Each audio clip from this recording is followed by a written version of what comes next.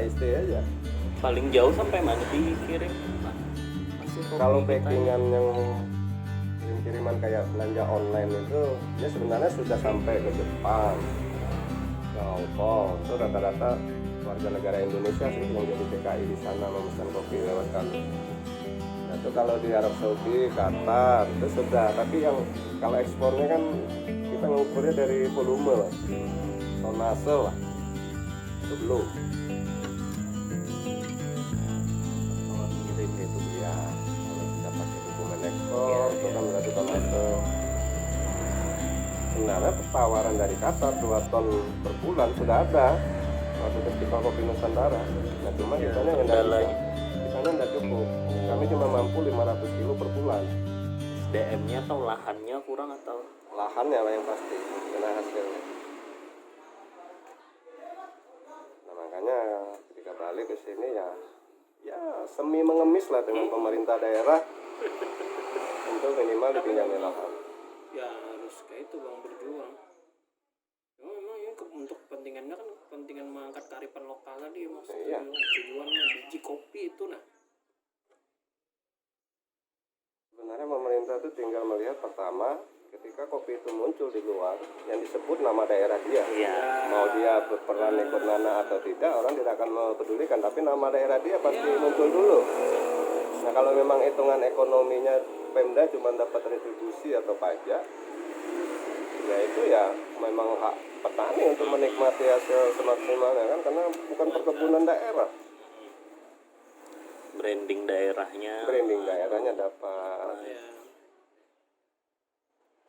Ibaratnya yang selama ini yang tahunya orang dari Eropa itu kan Kalimantan Selatan tuh cuman memproduksi hasil ekstraktif yang rusak atau ada kopi. Nah kan menutupi sedikit dosa lah. Ya. Tapi juga akan maaf pangsa pasar komoditas yang lain. Iya. Selain kopi pun akan terangkat. Secara kada langsung.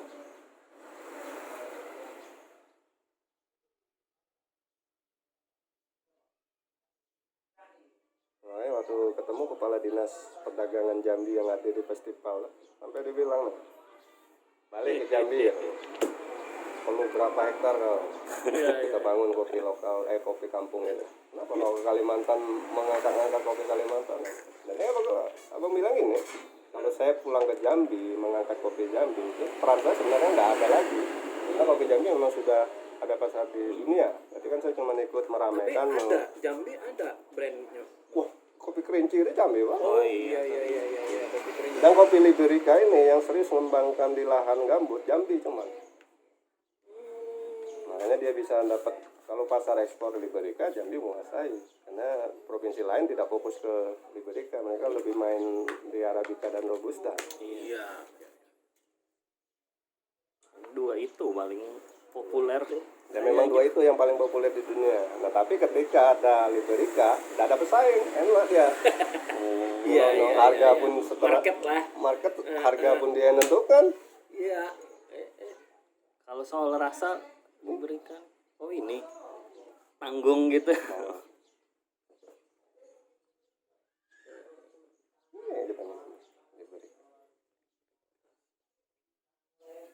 Rasa tanggung. Supaya stamina memang sih kalau minum yang ini stamina. Oh memang dari kopi itu sananya. Dari biji.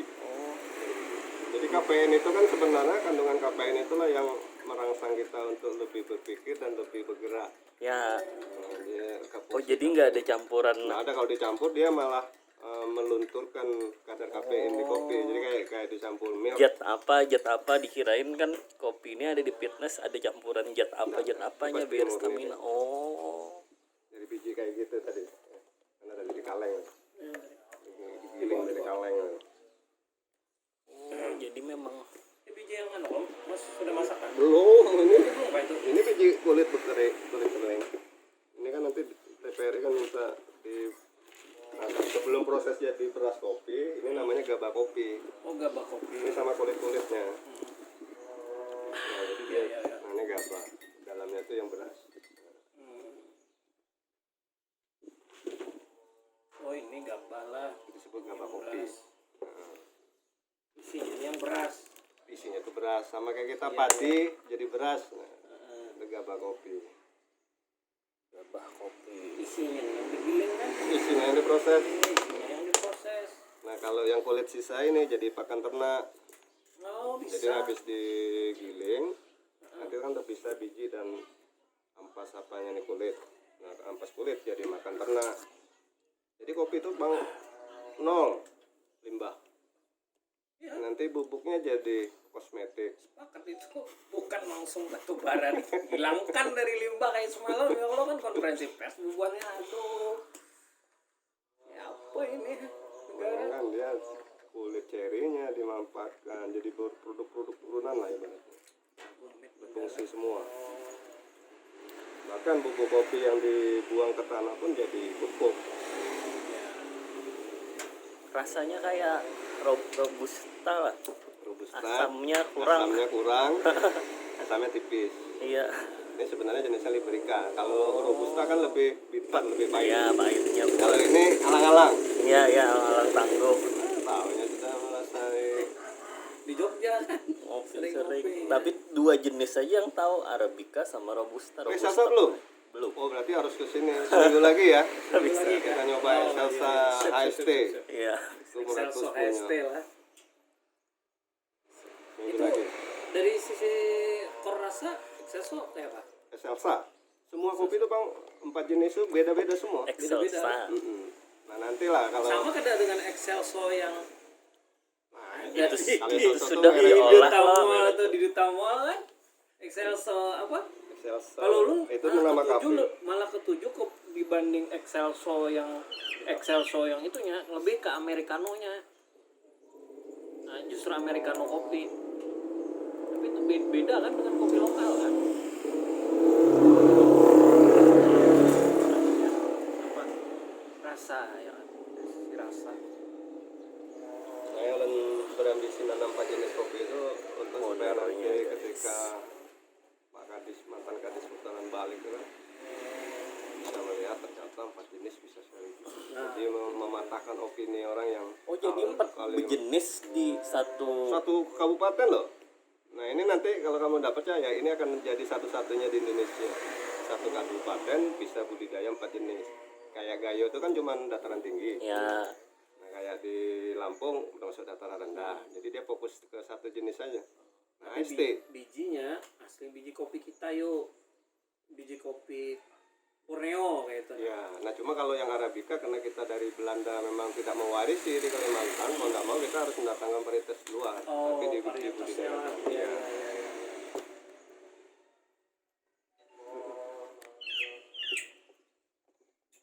Itu yang di kebun di belakang apa? Ada 3 jenis. Nah, 3 jenis yuk kebun di belakang. Ada Excelsa, ada Robusta, ada Liberica. Nah, kawan tuh miniatur. Gitu. Tapi Iya. kalau Arabica nggak berani kita maksakan, nanti sia-sia tidak berbuah dia. Oh iya iya. Karena datarannya terlalu rendah. Rendah. Jadi itu yang ada 3 jenis saja yang dikembangkan di belakang Mas. Belakang ini kan sebenarnya cuma untuk tujuan utamanya agrowisata aja. Sambil kita edukasi membedakan jenis kopi. Nah, kalau untuk hasil, nah ini kan lahan yang paling cocok cuman jenis Liberica dan Excelsa. Jadi Robusta itu sebenarnya cuma tambahan untuk membedakan tanaman, buah. Nah, kita nanti di sini ada kelas edukasi kopi. Wah, itu keren tuh. Sama kayak di Jogja tuh Kopi lab. kopi apalah namanya si Mas apa namanya lupa. Jadi dia itu tempatnya di kebunnya langsung kayak di hutan. Bayar kopinya itu bebas terserah aja, tapi dia ngedukasi ngejelasin ini seperti ini seperti ini seperti ini. Tinggal masukkan aja terserah bebas bayarnya. Tapi ini ilmu Mas ya. Betulnya ini filosofi kopi kan. Ya, yang orang yang ibaratnya agama yang berperan menyebarkan kopi Islam. Iya. Karena Nabi kaum kan minum sufi, kopi. ya, kaum sufi dulu kan di Yaman itu dia sebelum tadarus itu ngopi. Nah, malah ketika itu kaum Nasrani menganggap sebagai ini waktu itu air setan. Nah tapi baru nanti setelah peradaban maju dia mengklaim bahwa ini minuman kesehatan. Banyak kalau mau tahu sejarah kopi itu nanti asik kita dengan jelasnya. Mulai dari pertama kali kambing dulu yang memakan bukan manusia, perilaku kambing berubah. Itu ceritanya. Mas Pepeng. Oh, Pepeng. Iya, dia apa testi apa penikmat kopi ya. Banyak dia bikin video tentang kopi. Jadi kalau minum di situ bayarnya 10.000, serah aja kemarin ya. Serah milih kopi apa aja. Dan kami di Banjarmasin kemarin tuh kayak gitu konsepnya, memang gilingan berapa, nah itu tingkat gilingan berpengaruhnya ke apa. Jadi konsumen tuh lah, oh, kalau gilingan dia halus hasil yang lebih kuat ini, kalau dia giling kasar hasil kuat. Akhirnya konsumen mengerjakan sendiri. Tinggal rasa lah. Bahkan mereka malah Sesuai rasa. jadi tempat ajang foto. Oh iya. Ini pas sudah standar lah gelas, ada 200 mili, ada 175 mili. Memang gelas kopi nih. Gelas hadiah. Nah, gelas kopi ini 200 mili, 175 mili. Gelas kopi. Tuh. Enak. Mantap. Dan ini 100% Borneo. Ya, kopi lokal kita. 100% Borneo. Tanpa kawin silang, tanpa genetika, perubahan genetika, murni 100% kopi Kalimantan. Itu yang kita angkat, Mas. Karena kan ada petani itu yang memang ingin kejar produksi, karena dianggapnya kopi varietas lokal kurang maksimal, akhirnya di stek atau diokulasi untuk meningkatkan produksi. Tapi itu secara identik kopi dia merubah. Jadi sulit untuk diklaim itu sebagai kopi murni kita kalau kita sudah mulai mengawin silang perubahan genetika itu. Paling terkenal kan selama ini di Indonesia kopi Aceh Gayo, Bali, sama apa Sulawesi itu. Toraja. Toraja. Dan itu kalau ya kayak dibikin kuis lah, sebutkan kopi Toraja Indonesia pasti 3 tuh masuk terus. Iya. Bali, Toraja. Nah jangan harap ada orang bilang kopi Kalimantan. Nah ini yang menjadi harus kita up ke permukaan. Karena di Bandung kan. Nah kalau dari sejarah kopi yang kami di Museum Kopi di Aceh itu, semua pulau besar di Indonesia dicoba oleh Belanda untuk budidaya kopi. Nah, tapi kenapa di Sumatera lebih cepat tumbuh dibandingkan pulau-pulau lain? Nah ternyata karakter masyarakat di Sumatera menyukai minuman kopi ini. Akhirnya mereka mencuri dari perkebunan Belanda ditanam di tanah-tanah rakyat. Nah kalau Pengaron kan kebun Belanda. Kebun Belanda. Awal kan. Ya, Memang itu dari Belanda situ uji tanaman cobanya ikannya tuh. kan. Nah kalau mau nanti ini aja ikut ekspedisi Pulau Kopi. Jadi dalam catatan sejarah Belanda itu untuk di Kalimantan itu namanya Pulau Kopi. Nah kami sudah menelusuri sih jejak itu tuh, ketemu dengan orang yang tua di Rianto Balai itu umurnya 90 tahun. Dia yang bercerita. Dia yang melihat Belanda itu menanam di Pulau Kopi namanya. Nah tapi sampai sekarang generasi di bawahnya ini tidak pernah ketemu karena dia harus perlu naik klotok 2 jam dari desa itu arah ke gunung. Dan Belanda itu memang menanam di situ. Menanam di situ. Nah kalau itu nanti ketemu, bahkan kalau seandainya ada pohon tuanya, nah itu malah jadi untuk sejarah kopi Kalimantan. Itu bagus itu kalau mau diangkat potensi wisatanya dapat, sejarahnya dapat. Di mana tadi HST lah? Nah di Ranto Balai, Aranio tuh masuk. Arenio masih udah manja. Jadi Belanda di situ dulu pertama kali. Jadi sampai di situ Belanda, memang Belanda kan. Belanda pertama kali bawa kopi ke Kalimantan. Kopi ke Kalimantan. Berarti varietasnya memang dibawanya lah. Iya, jadi yang dibawa Belanda itu sebenarnya ada 3. Jadi karena kita terkenal dengan lahan gambut, makanya ada Liberica Belanda bawa. Dan itu Robusta itu di Aranio, karena datarannya sedang. Nah Belanda itu kan tidak sempat mengeksplor yang di HST, makanya putus di 3 jenis. Iya. Seandainya dulu Belanda sempat mengeksplor sampai ke pergunungan Meratus di HST, kemungkinan Arabica dibawanya juga. Bisa jadi karena tinggi kan. Iya. Dulu kan masih hutan rimba, jadi ibaratnya nggak bisa ditembus manusia lah. Ada apa-apa, hukum belum masuk, terlalu ini kan. Pasar internasional ya Belanda juga. Jadi Belanda karena dia kedekatan kepalanya Sumatera itu duluan kalau dari Eropa. Jadi jalur paling dekat di Sumatera itu ya Aceh. Makanya kopi Aceh itu duluan. Jadi Belanda tuh ngitung harus di Aceh dulu dibesarkan supaya ngirim ke Eropanya lebih mudah. Nah sayangnya kita di Kalimantan ketika Belanda mengajari nanam itu, karena masyarakat ya Kalimantan dalam tanda petik itu tidak terlalu suka pahit. Kita lihat aja dari wadah-wadah kita aja nah, itu kan manis. sudah menunjukkan ciri khas. Akhirnya wadah sepahit ini sulit.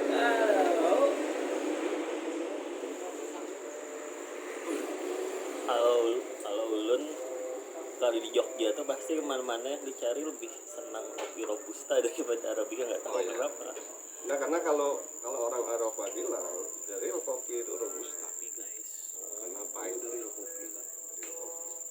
Jadi yang disebut kopi ya kan dulu pahit dan kafein paling tinggi itu robusta. Kalau di kita Kayaknya energi makin melek ya. ya. Nah kalau ngejar kafein untuk stamina memang robusta lah pilihan paling tepat. Kalau arabica keliru. Nah dia kafein paling rendah, dan tuh tingkat asamnya tinggi. Iya, asam banget. Dia bisa mengancam lambung. Ini tuh kalau orang-orang yang penyakit mah, benar kok. Mabuk, lagi nggak sarapan dulu. Udah pasti yang dicari robusta duluan baru arabica. Aduh. Nah enaknya di Jawa itu robusta juga ditanam di dataran tinggi, jadi Merapi. Kayak di Temanggung. Ya ada kopi Merapi. Festival kopi Merapi kan pernah hadir. Heeh. Pokoknya benar turisnya tuh.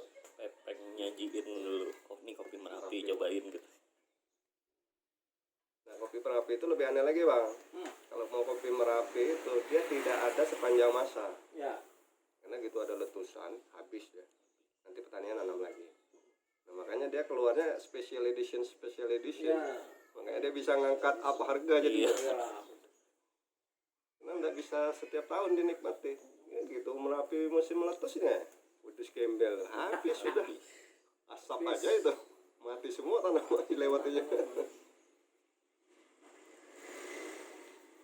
Tapi kalau misalnya bilang tanah bekas letusan itu Bisa bang. dibudidayakan lagi, Makanya yang bekas letusan itu subur malah. justru subur malah. Subur. Jadi memang kawasan bekas letusan Merapi itu untuk tanaman hortikultura, kopi, tanaman apa aja Bisa. subur malah. Nah itu bedanya dengan limbah yang kita Ya. ciptakan. Itu nggak bisa ditanami malah. Walaupun sama-sama hitam kan. Ulun dulu bang ya dari Jogja Festival Kopi Merapi balik ke sini satu koper itu bawa pasir hitam.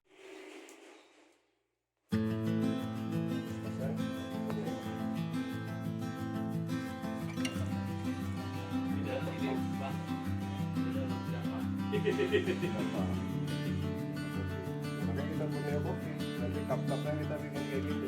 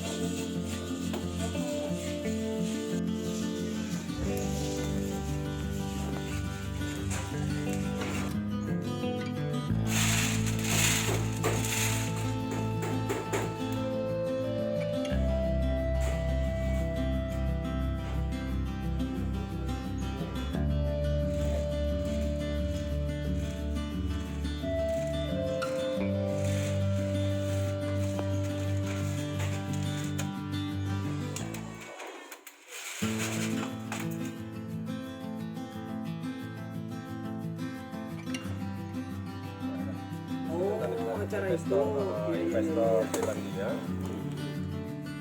yang mau investasi di Indonesia.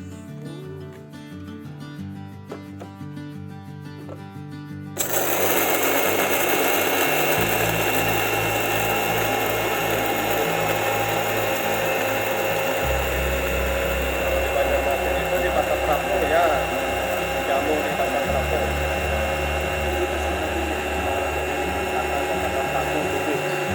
Kami ikut juga itu. Nggak gerai kan atau sederhana aja mas? Langsung buka lapak kayak gitu aja. Di kapal. Oh, di kapal. Jadi di dalam perjalanan itu kita bikin kopi. Sama tamu Finlandia. Dan dia sudah biasa menyuguhkan kopi di atas kapal itu.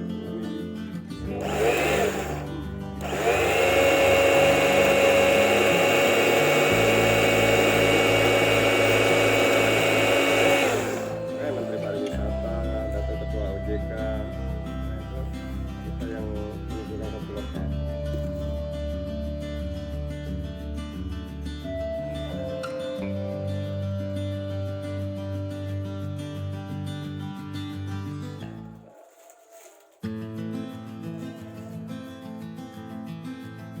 Malam rapat, itu kan Lagi. di sini. Oh di sini. Mana SD mau nanam kopi. Oh iya, Serikat Petani ya. Ya. Apa sudah dapat dukungan dari pemerintah kabupaten. Sip lah. Tinggal ada dukungan itu sebenarnya enak, kerja enak. Karena lahan bibit kan